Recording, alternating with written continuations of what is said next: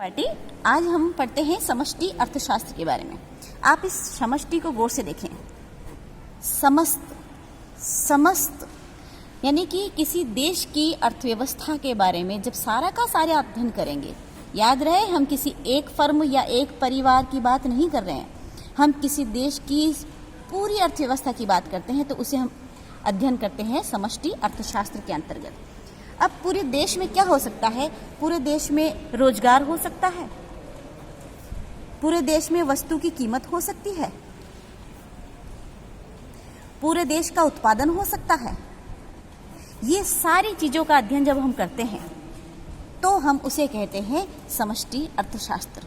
लेकिन ये ध्यान रहे, इन सब को एक साथ अध्ययन करना पड़ेगा,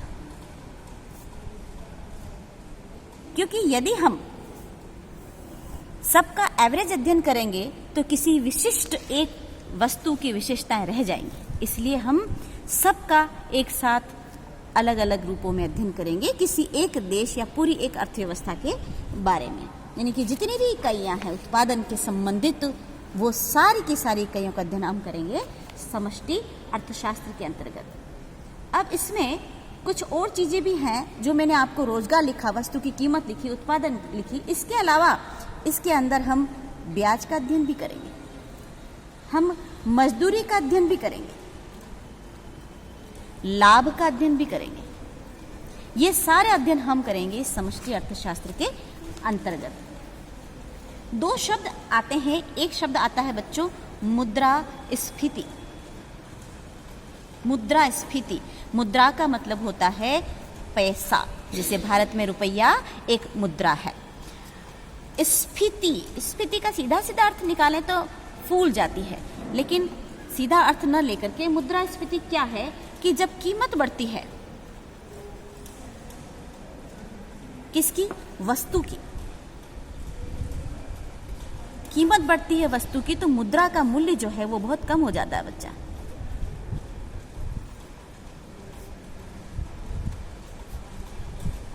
यानी कि छोटी से छोटी वस्तु को क्रय करने के लिए हमें अधिक मुद्रा या अधिक पैसा खर्च करना पड़ता है। इस अवस्था को हम कहते हैं मुद्रास्फीति। एक शब्द और आता है मंदी। मंदी का सीधा सीधा अर्थ होता है धीमा या धीरा। ठीक है, इसका मतलब जब रोजगार व उत्पादन का स्तर गिर जाता है, स्तर गिरता है, उसे हम कहते हैं मंदी। द्वितीय विश्व युद्ध के समय 1929 में 1929 में महामंदी आई थी बच्चों। यानी कि वह समय ऐसा था जब लगभग दुनिया के सारे देशों में कारखाने बंद थे, काम करने वालों को भी काम नहीं मिल रहा था, तो महामंदी आई थी। यानी कि बहुत ज्यादा रोजगार कम हो गया था, उत्पादन कम हो गया था, क्योंकि कारखाने बंद थे, सारे के सारे देश एक दूसरे से लड़ रहे थे ना बेटा, तो उस समय महामंदी आई थी। ओके, अब हम देखते हैं कि हम इस अर्थव्यवस्था के अंदर क्या करें। समष्टि अर्थशास्त्र है तो कुछ एक शब्द आता है बच्चों इसमें एजेंट। इन शब्दों को हमारे लिए जानना बहुत ही जरूरी है। एजेंट क्या है? एजेंट बच्चों वो होगा जो कि वस्तुओं को आर्थिक स्थिति को देखता है। आर्थिक मतलब पैसा, वो एजेंट कहलाएगा। यानी कि एजेंट कौन होगा? एक उपभोक्ता हो सकता है ना, उपभोक्ता एजेंट हो सकता है। अब अलग अलग तरीके से उपभोक्ता कब एजेंट होगा? जब वो अपनी रुचि व आय के अनुसार वस्तु का क्रय करेगा, है ना। उपभोक्ता अपने उपभोग करने के लिए वस्तुओं का क्रय करता है ना बेटा, लेकिन रुचि व आय के अनुसार। लेकिन इससे पहले हम लेसन में पढ़ चुके हैं इष्टतम चयन, है ना। यानी कि उसकी आय में उसकी रुचि के अनुसार अधिक से अधिक वस्तुएं जो मिलेगी, उसका उपभोक्ता जब चयन करता है तो वह एक एजेंट है। दूसरा होता है एजेंट उत्पादक। उत्पादक भी बच्चों एक एजेंट है। उत्पादक यानी कि वस्तुओं को निर्मित करने वाला, बनाने वाला। अब ये क्या करेगा कि अपने उत्पादन को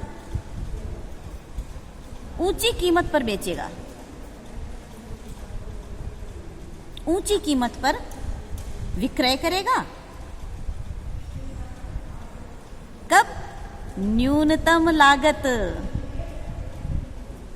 लागत मतलब उस वस्तु को बनाने का खर्चा कम से कम, और बेचेगा ज्यादा से ज्यादा पर, जिससे क्या होगा बेटा, उसको अधिक लाभ होगा। ऐसी स्थिति में एक उत्पादक भी कौन है बच्चों? एजेंट है। ओके, तो ये एजेंट आपको समझ में आ गया। खरीदने वाला भी एजेंट है और बेचने वाला भी एजेंट है। जब वो क्या देखता है? वस्तु की आर्थिक स्थिति को देखता है, आर्थिक स्थिति के रूप में, है ना।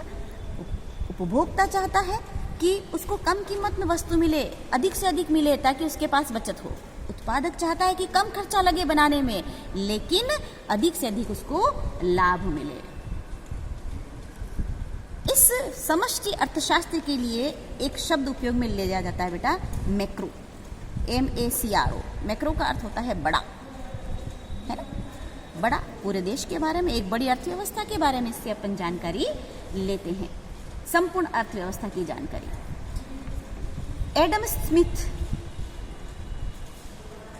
इसका नाम हमें अच्छे से याद होना चाहिए। आधुनिक अर्थशास्त्र का जनक है बच्चों ये, आधुनिक अर्थशास्त्र का जनक है। इसी ने धन आधारित कहा है अर्थशास्त्र को, यानी कि इसके अनुसार धन केंद्र में है।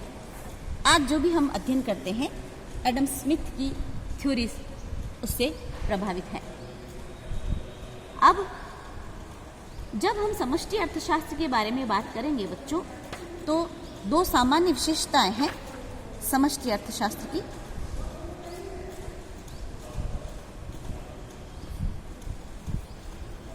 दो सामान्य विशेषताएं हैं।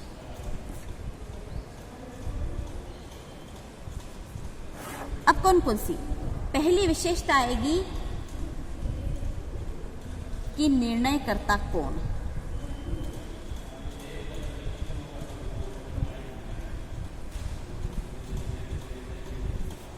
मतलब कौन सी वस्तु का उत्पादन होगा, इसका निर्णय कौन करेगा, पहली विशेषता इसकी। ठीक है, उसके बाद में कौन करेगा?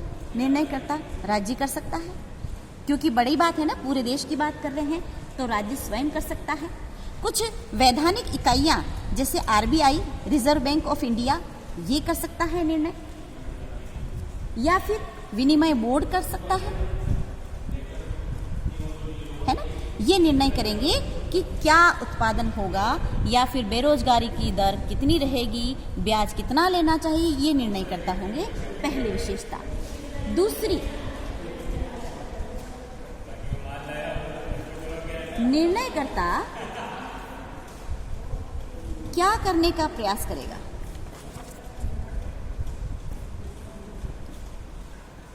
क्या करने का प्रयास करेगा। निर्णयकर्ता ऊपर मैंने लिख दिया, तो वो क्या करने का प्रयास करेगा, ये इसकी दूसरी विशेषता है। यानी कि वो सार्वजनिक आवश्यकता